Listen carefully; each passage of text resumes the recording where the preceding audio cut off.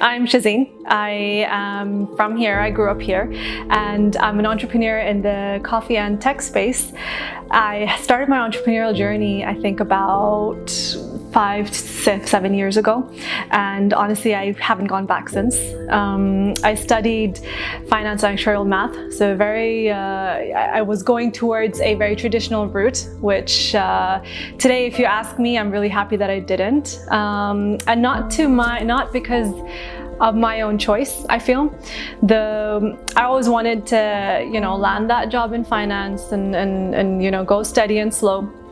But life had different plans, and something that really worked for me was I never said no. So over time in my career, I've done internships in any industry that you could imagine. So I've done internships in marketing and PR, logistics, operations. I've done jobs in there. I've actually experienced all of these areas, which at that point I thought, where does it really benefit me? Because I'm starting from scratch again and again. But today I see that, and today I think that's one of the biggest strengths I have as an entrepreneur, is that I can see from every area what's working and what should work. And I'm able to hire people that are actually specialists in those areas that would help the business that I'm at that time working on. So I think the biggest thing that helped me was that I never said no to any opportunity that came towards me at the very start of my career. And that really helped me to get to where I am today, because I built a network, I built friends along the way, I learned, and I was always humble enough to learn. I was never better than anyone else in the room, because what I feel is very important is that you learn from everyone around you, no matter what. And it is on you to understand what you want to learn from them. They may be a doctor, or they may be a gymnast, someone else, right? And they would tell you some life lessons that they may have, or they may share a story. It may not be directly relevant to you, but what would be your strength is if you actually pick up what is relevant and then use it and apply it to yourself. And I think I had that knack for doing it. So I was able to take that from someone else and understand and apply it to my own situation. That really helped me get to where I was. One more thing that really helped me was I was consistent. At the start, when you're starting your business, it's not yet $1 million, billion company. It is nothing. It's you in a bedroom or garage or wherever, in a coffee shop. You are sat there and you have a laptop with maybe a Shopify website, not sure. And you feel like, when will I get to the place where I'm proud of this? So the key to getting there is consistency. You get there every day if you show up. So every day in the morning, no matter how tough it was, or because even with entrepreneurship, you don't have someone at the back of your head at the very start saying, hey, what's happening with this? Where is this report? Where is that report? So what I did was I showed up no matter what. 9 a.m. I would be at my table, have my cup of coffee, and I would just work on it. And I would continuously do that every day. So in the short term, I wouldn't see the results right away. But today I look back, and Sippy Beans, for example, within a year, I was surprised with how far we had come. And there were these little small steps. They were very small steps, but it worked. So I think, constantly showing up was definitely part of helping me get to where I am today. Something that really woke me up in the morning every day and got me going was the fact that first, obviously, there was that fear of that opportunity cost, right? The day that you don't work or you don't do something for your business is an opportunity lost. You lose a customer, or you don't gain an extra customer, or you miss out on a campaign that you could have run today as opposed to tomorrow. So these things really helped. I gave myself no excuses. I did not allow myself to have an excuse. And again, it's about maybe your productivity levels vary, right? So today I may bang it out and there'll be a lot that I've done, but tomorrow maybe it's just an Excel sheet that I refined a little bit. That's it. Doesn't matter. The fact that you did something, you're not allowed to give yourself an excuse, at least at the very early stages. And it was not all fancy and glamorous and spreadsheets. It was actually tougher in the sense that for the very start, and I'll take Sippy as an example, I went and I made deliveries myself. I picked up coffee beans from roasters myself. at that point I was thinking, I was like, wait a second, I'm sitting here, I've got a degree in this and this, and why am I going and doing these? But it taught me so much, and I knew the business that way. So it was tough, don't get me wrong, right? There were days where I was sat there, the Dubai heat, it really gets to you, and I was sat in my car going and picking up coffee beans, and I thought to myself, why am I doing this? But what got me back was I didn't let myself go into that little hole and think why. I had to do it. I had to show up, right? Today is like this, tomorrow may be better. So I just had to show up. So I think my biggest thing was I showed up, and then, you have to always have some faith as well that you will go to a direction that would be great for you.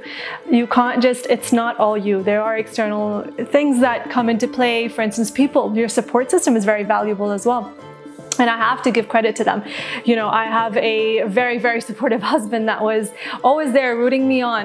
He gave me my space. He said, all right, you know what, you do your thing. We have the time to do it. Let's, and it was COVID as well at that time.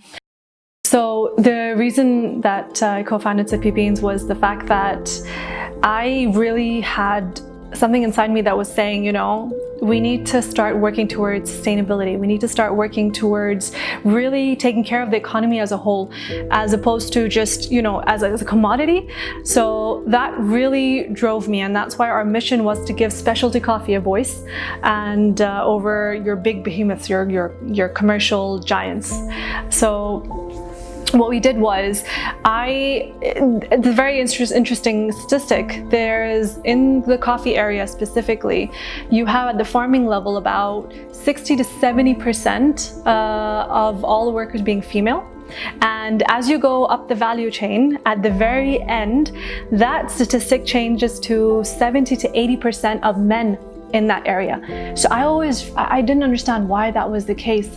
I needed to really wrap my head around it, and it's the lack of training. It's the lack of self-belief in women. They feel like they have a space that they need to, sit at and just be. They don't strive for harder, because I think one thing that women really have, and this is I think this is a strength that we don't take advantage of as much as we should, is that we have a lot of emotional awareness and emotional intelligence. And this is something that we can use to our advantage to such a great degree. But what we do is we understand the other person's, what they need and what they require, and how to make them feel better. And so what we do is we take the back seat. We let them do their thing.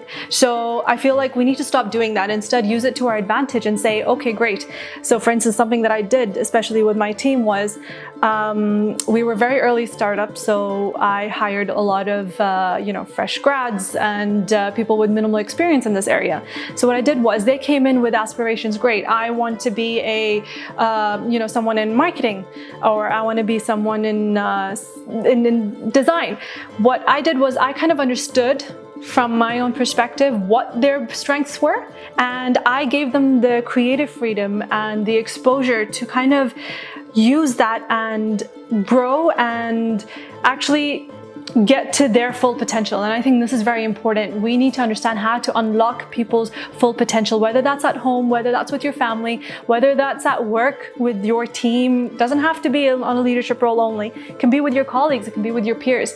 This is something that women can do very, very well. And we really need to use this. We need to not take a back burner. There are times where in my career I was in an environment that wasn't it was tough. There was a lot of stress. There was a lot of pressure. It wasn't the most nurturing. It was a bit toxic. But what did I do? I mean, yes, there is stress. I ignored it.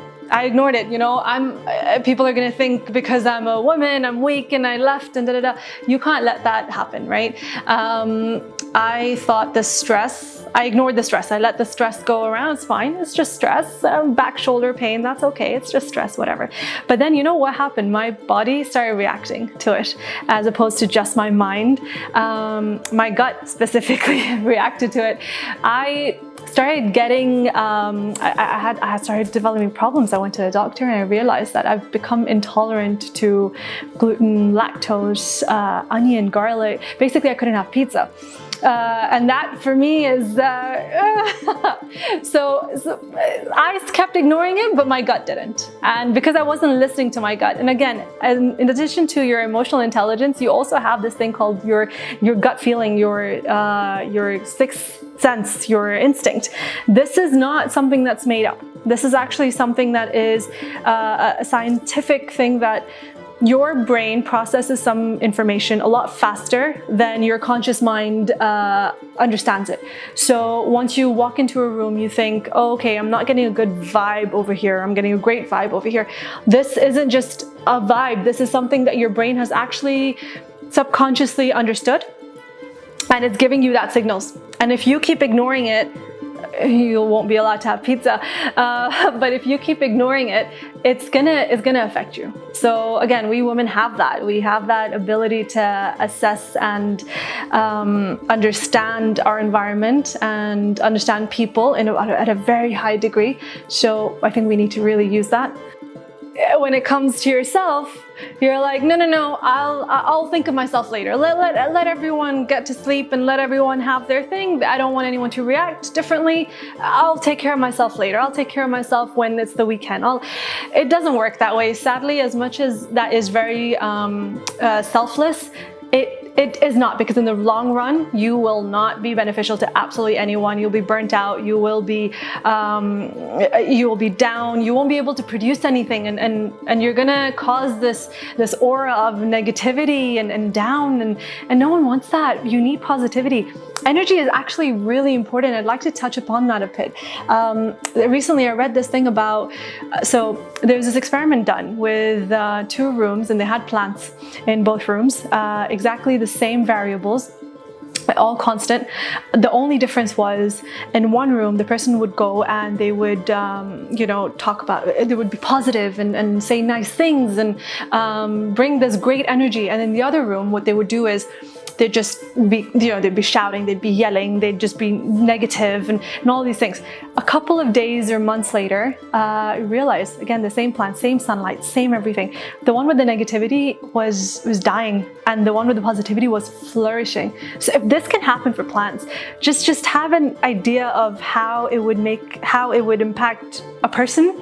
And you are that person. Like, you need to understand that you are susceptible to these things. Yes, people say negative things, and you think, okay, let me forget it. Let me ignore it. No, it affects you. Sadly, affects you. So you need to actually get out of that room. You need to, build a wall that says, okay, you need to, compensate for it or turn that around. You can't just say, okay, great, let me keep hearing this, ignore it. No, it affects you. That's something I definitely learned. I did ignore it, and then it came back at me, and now I don't ignore it. My view may be a bit opposing to that. I actually think that you may need the world to acknowledge you. You may need to prove people wrong, but that drains a lot of your energy. And I think we have come to a point where, thankfully, there are enough people around you that would support you, that do acknowledge you, that you don't need to drain your efforts on people that won't, because that will never change. If they haven't changed till today, and in this day and age with with how exposed everyone is, then they're not going to change. So I think use the strengths that you have, and use it to grow yourself. Why are you wasting that energy on proving someone wrong when instead you can use that energy to create what else is new? So I went through that as well, right? Today I had 2 options, right? I could now again go on to the route of, okay, so this person thinks I can't do this. This person thinks I can't do this. Let me do it let me prove him wrong. Let me prove her wrong. But no, I thought, okay, what do I want to do next? How do I want to live my life? How do I want to live my life? And what do I want to do next? What's good for me? What's good for what I believe in? And that's where the next business that I'm working on is directed towards. It's more about me. It's at the end of the day, it's not about them. And I don't think we should waste our energy on them anymore. Not today, not anymore. Something that's really close to my heart is sustainable development. And this can come in different ways, right? You have some companies, depending on what company you are starting or you're in, you use renewable energy, you make sure it's a circular economy. But something that is personal to me, I think, is sustainable economic growth. And this has to be balanced with your, practicing sustainable practices and so on. So what I feel is some people, they deter away from starting their businesses because they think, okay, wait a second, how do I make it into a multi-billion-dollar company and how do I get there? I don't think that's what you need to concentrate on. What I personally feel that most people need to look at is the bottom line. Your bottom line needs to start being healthy. And it doesn't have to be a business with 10 investors and the board meetings every quarter and all. What it can be is something that you can sustain off of. We need to build businesses that are good for our generations to come. And this is where economic growth, sustainable economic growth comes in. So you build healthy businesses, cash cows, or something that I love, and I don't know if you've heard of, but camels versus unicorns. We've all heard of unicorns, but what I'd like to concentrate on is building a camel that is self-sustainable. It provides jobs for the long term. They're not as high risk, and at the bottom line, it's healthy. So you have a cash flow, you have something you can live off of, and it doesn't have to be a behemoth just now. It's definitely, again, it's about preference. If you can do your multi-billion, great, fantastic, do it, and all props to you. But you don't have to. You can also go in and create a healthy business that is good for your family. And it grows slowly, steadily, and is good for your kids, it's good for the generations to come. So I think that is something that I really want people to concentrate on. If you want to start a business, it can be something that is for you as well. Fitness kind of comes back to way you work your career or how you start your business. I feel like, again, you need to have it scheduled in. Your calendar has to be blocked at that time. And for me personally, the day gets really busy. So the way I work it is first thing in the morning. I'm not allowed to have breakfast before it. I'm not allowed to shower before it. So if I want those things, I have to go and work out. And again, it's about showing up. You show up, you're there, whether you do a 5K run or whether you just sit there and do a couple of sit-ups or squats, that's fine. But you show up and you block that calendar time out.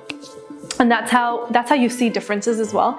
And one thing that I've noticed is when you do take it out, there's a very big lack of serotonin in your body, and you don't feel that. So there was a point in time where I wasn't as active, and my coffee consumption went up because I needed that burst of energy. I needed that kickstart. And I had to get it from my coffee, which obviously, I'm a big proponent for coffee, but you need to drink responsibly. So I think working out in the morning, that's my first espresso shot. Then comes my actual espresso shot. And then in the afternoon, I'll have a nice little filter V60 to keep me going. But again, I think, first thing in the morning or whenever that time suits for you based on your schedule, but that part is blocked out and it has to happen no matter what. The way I would encourage someone to actually get into it is self-discovery as well, self-awareness. You don't have to go and run or do some strength training, or it could be anything. What do you enjoy? What do you enjoy? If you enjoy dancing, go do that. If you enjoy, walking, that's actually very beneficial as well. So I think it's more about understand what you like to do. Maybe you don't like going to the gym in front of people. Maybe you like to do it in your own house. Do that. So again, show up, and do what you like, and then you'll just evolve from there and you'll grow. Do what's comfortable. Honestly, when I was getting back into it, there were times where I would go and I would just walk on the treadmill and I'd have a podcast or I'd have Netflix on there because I did not want to be there at that point. But I thought, okay, do you know what? What would I be doing otherwise? I'd be on my couch. So let me just do this and let me just keep going. So I think the best way is you find what you like, and whatever that starting point is, be easy on yourself. You don't have to go hard the very first day. Be easier on yourself and just start and just show up. I'd love for you guys to join me at Dubai Women's Run happening this November at Dubai Festival City. Join me for a 3K, 5K, or a 10K. That's where I'll be at. It'll be a lot of fun, and I'll see you guys at the start line.